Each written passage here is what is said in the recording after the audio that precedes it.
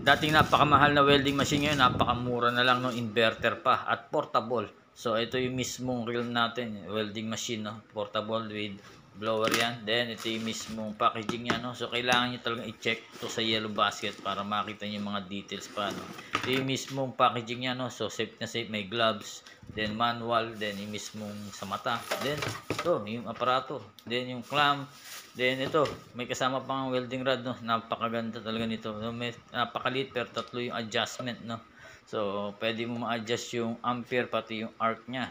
Then ito yung pinaka power on, power off niya. Then, yun, testing natin to, hard test natin to, no. So, yan, sinaksak ko na. Then ito yung display. Set natin tong blower, no. Pati yung adjustment niya 7172. Then dito sa arc 100 lang, pwede na. Siyempre, huwag niyong kalimutan ang safety first natin sa mata. Ayan. Then, itetest ko nga to sa welding natin. Ito, mismong bakal. Then, sa screen ko rin, no? Click nyo ang yellow basket para makita nyo pa mga detalye. Then, si seller, pwedeng i-chat para safety ang devices.